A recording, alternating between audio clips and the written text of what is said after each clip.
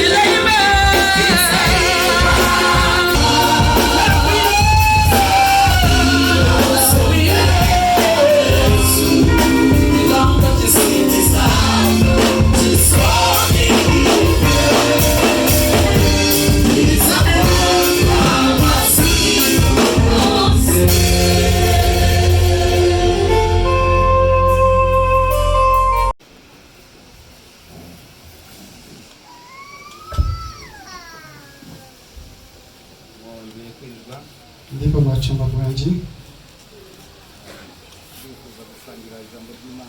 tizagera pamozi mwa Mulungu tizabereka book ya Psalms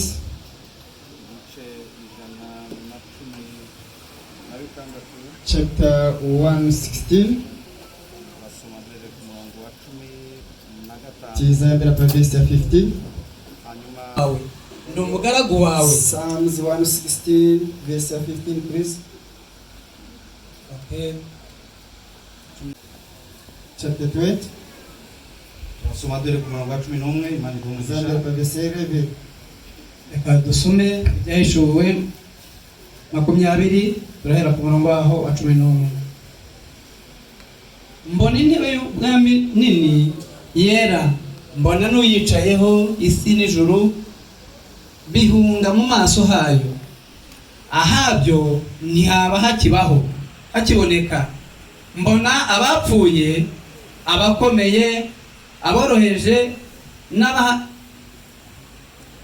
n'abahagaze imbere y'iyo ntebe, nuko ibitabo birabumburwa, kandi n'ikindi gitabo kirabumva. Tuza mu book of Genesis ibice bitatu chapter 3. tubona ko urupfu rwazanywe n'icyaha. Ndiye pamene imfa inabweresewa na chimo. Noneho icyaha Chimo kibyara urupfu. inaleta imfa. Ariko Imana kuko ikunda abantu, Bakikuwa Mulungu amakonda abantu, umwana wayo anatuma mwana wake kugira ngo umwizera kuti wese wamene azamukhulupirira atarimbuka asalinde ku chiwonongeko ahubwo ahabwe ubugingo buhoraho. koma apase omwoyo osata. Rero tubona ko Taona futi icyaha aricyo cyazanye urupfu. kuti chimo inaleta imfa. Pawulo ubwo yandikiraga Abaroma Bo pamene alembera Abaroma arababwiye ngo kuko bose anabafiti bonse banarakwa ntibashyikira ubwiza sibanafuke bw'Imana. pa ubwino wa Mulungu. Bityo rero umubiri ugapfa. Ndawi mafika mtupira kumwarira Kuko Adamu wa mbere rero ifwa Adamu woyamba yazanye urupfu, analeta imfa. ari Adamu wa kabiri Muri Adamu 50 yatubwiye ngo Bible tuza kuti hanyuma y'ibyo kumbuya kwa hizo waza kuboneka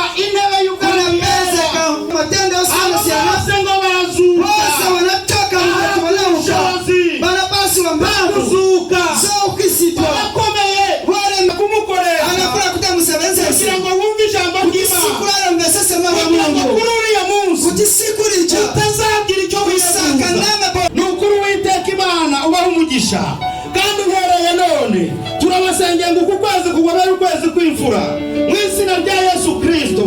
Nibaguhamagara umve gusenga no kwinginga kwabo mu izina rya Kristo Yesu.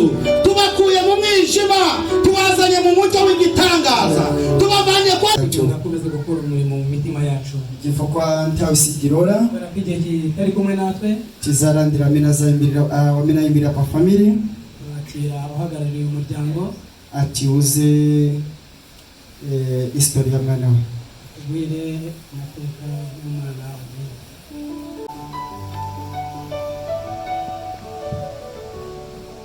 Reka tubasuhuze mwiriwe mwese, Kigo pasani muri futi mwacu mabanje kandi nanone ni mu rusengero. Yesu ashimwe cyane. kwa mpingo ambaye remekezeke Ibyo ni umunsi ukomeye, ni polisi kula likuru umubabaro ukomeye mu muryango, na kunzinzi wa kwa family ariko muri byose dushima Imana. bati muri zonse timba ya mika ambaye Mulungu. Umwana wacu wadusize, Mwana watu amena disia amazina ye ni Ruberwa Shingiro Bente, mazina lake ni Ruberwa Shingiro Berte. yavutse ku wa gatandatu w'ukwezi kwa mbere muri 2002. Baada pa 6 January accident ya gari moto. Uko benshi mubizi yavukanaga n'abana batanu. Mwamende muzibira ni umozi mu bana bari 5. Rero urumva gufata umuryango mu mugongo ko basigaranye abana 4 b'abakobwa. Ndipo tizapitiriza kunkara na family gifwa basana abana bari 4. Ntabwo uyu munsi twabasha kubona byinshi byo kuvuga nubwo Ndipo tubifite. sikura rero stinga pezi mawe ya miliyoni nkura orotiri nayo. Imana imwakire mu bayo kandi muyiruhuko ridashira. Ati Mulungu amurandire amupase kimarizo cyo sata. Murakoze cyane. Ziko kwa mbere.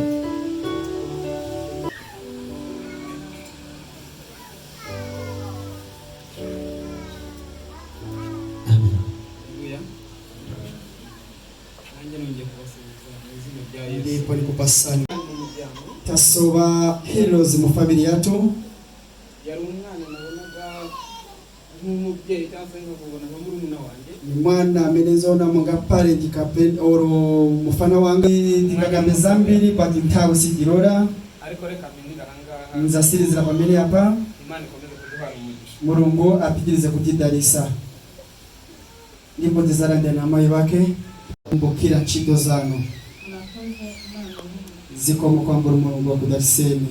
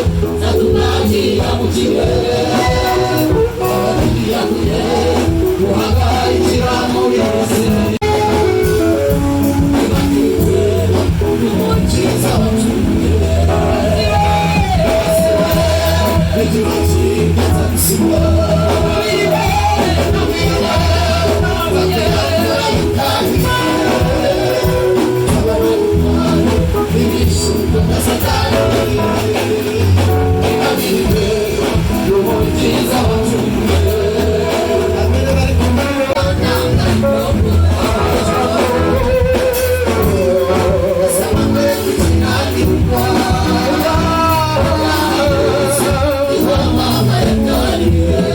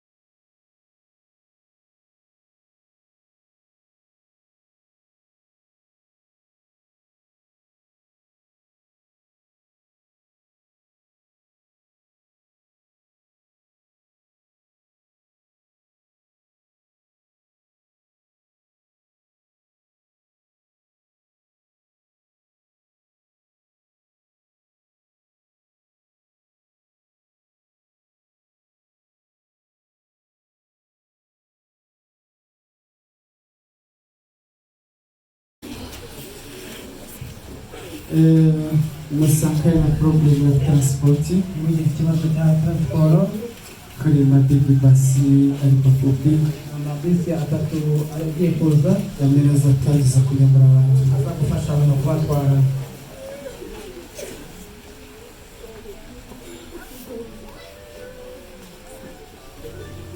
kiyambika Jehova mu rugo turashimira Imana yo mu ijuru wamina gitangiza kuyamba programu yacu yabanye natwe ubwo twatangiraga gahunda yacu ndipo tukapa mapeto tugeze ku musozo za announcement ya last dikuti kwa minute za pereka bari wacu itangazo rya nyuma aho dushyira mwene data kiza mupereka ku chingo ya simetri turamujyana ku Kingwere kiza pemba ahirani wacu asaba bishop wacu bazali bemberera adusengera mu burende wa minute za tenga urugendo tugiye gukora kutigishwe no mutenderi kugira ngo tugende amahoro pemba kuro bampingo ku itorero bakareba kugenda hafi wose kiza nyamuka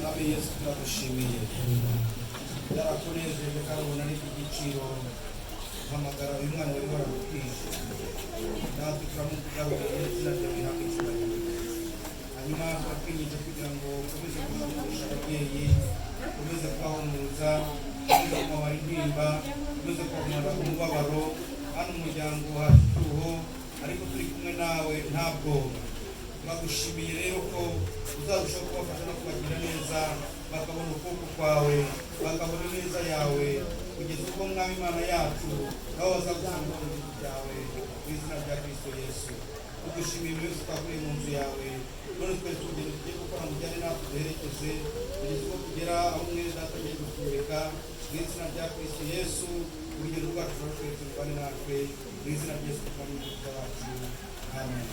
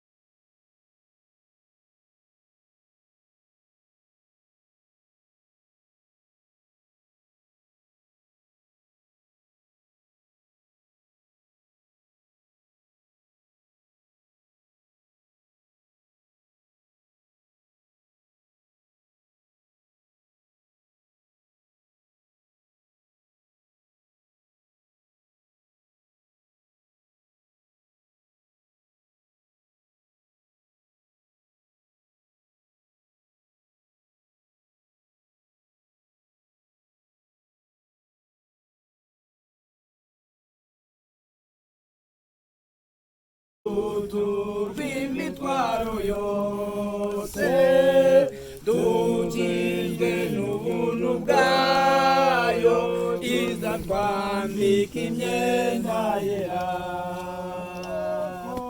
ubwo tuzahurirayo tubonane n'abera ku mugezi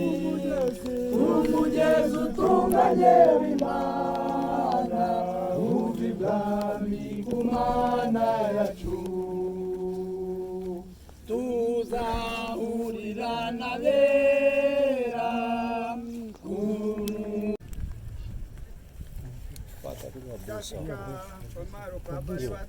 tugeze ku buturo bwa mwene data Netamene Mulungu anapanga nicyo Imana yashatse ndiye njira yacu iyo niyo nzira yacu twese. niziba zambiri zacitira mu ceki Ndabizi byinshi byakoretse mu nzu y'Imana, ibe zambiri za mineti zacitira pamiri pano nta byinshi turi bukorera aha ngaha. tizafuna chape kuti mubare watu Turagira ngo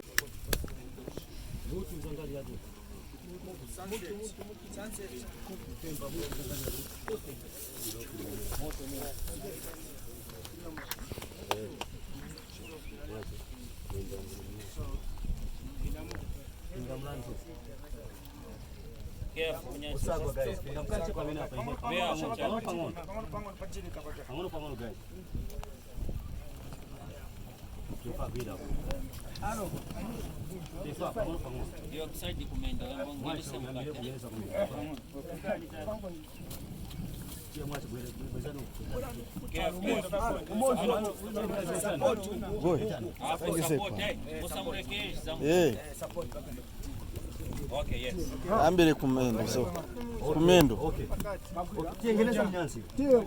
kumendo mpomo Tengeneza mnyanzi wewe, bila mnyanzi. ona enda mpomo Ndiye kwile. ize mpomo Ubiri eno tengeneza mnyanzi wewe. osabara mpomo danganana wo danganana Iwe. ngazenda mpomo wo danganana iwe boza ko chinga maningi bagazi kwasira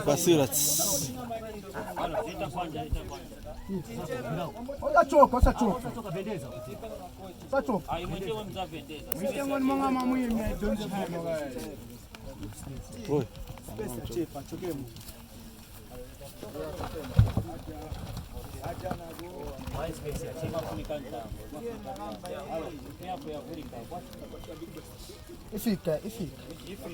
ifika ize ize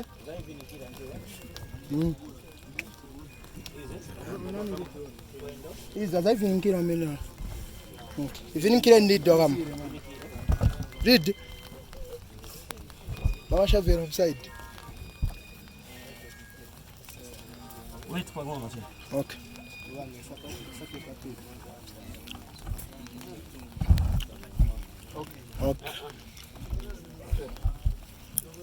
Ya bidai. tien kuna wamba tien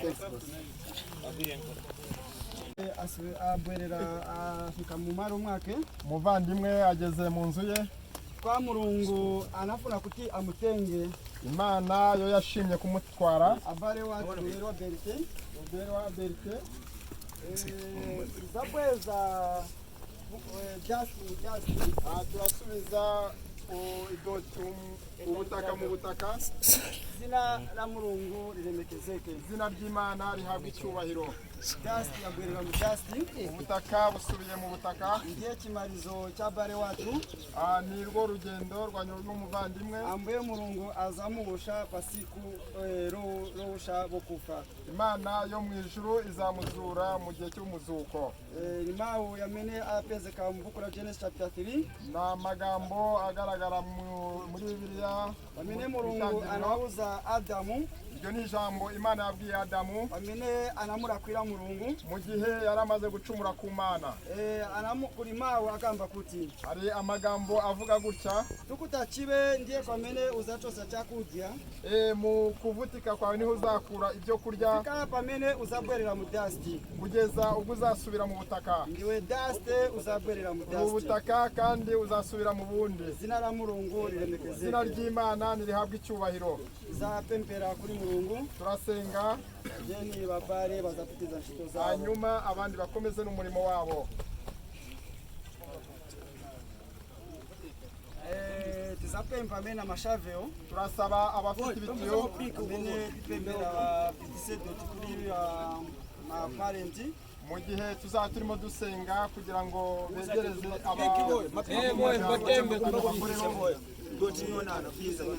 kugira ngo dukomeze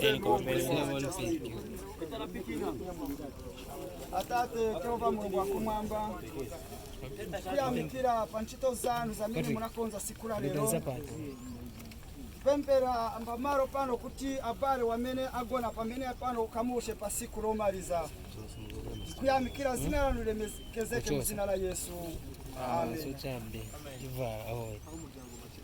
Bafamili abo muryango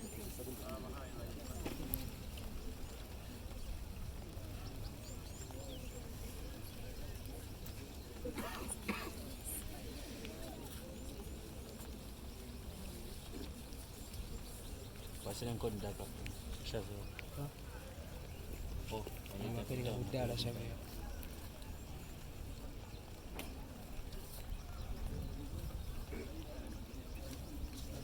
Azanya Muna wale kuposa mamande kita. Awana na sapata vura kuna kwa nyama. Afuna kwa nyama.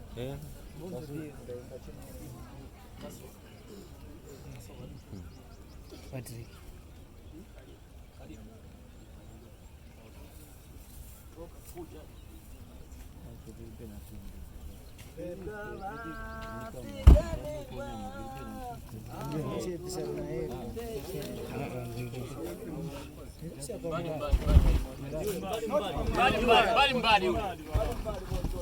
Mbali pesa. Blessing mtia nayo mbali. Hivyo kasifanya mbali nayo kasifanya mbali.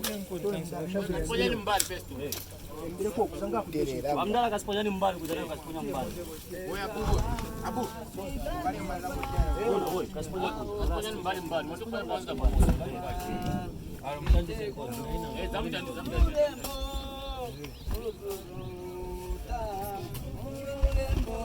Guys, mtani sana kabisa mnakelea. Blessing.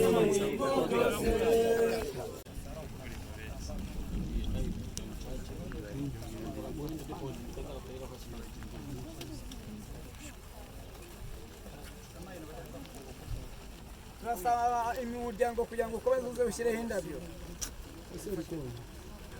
Sitazira alifakite maruwa.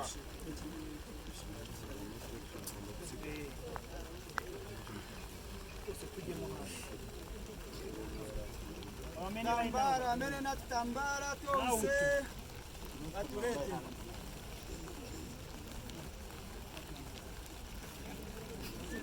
atuma furaha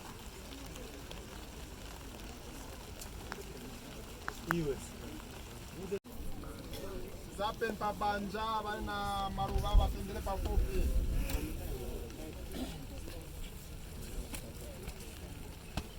Wapate kwa road wapite kwa. Alipepa kwa road. Boss. Mzee. Buluru. Wakonzera kwa road wewe. Oh, wapate kwa road wewe. Jeno konzera kwa road. Okay. Ngambia wamai wa mwana. sasa muryango wose Wamai wao watate na wamai. Bapendele pa fupi. Watate na wamai. Watate na wamai. Ndio ya mdepa kupasogoro. ndindo amafula watupaze ndio mpasa na ndio amafula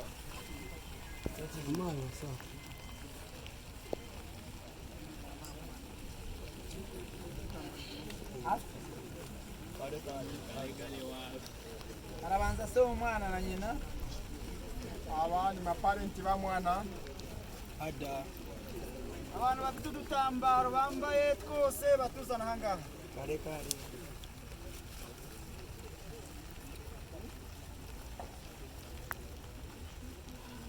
turakomezana n'umuryango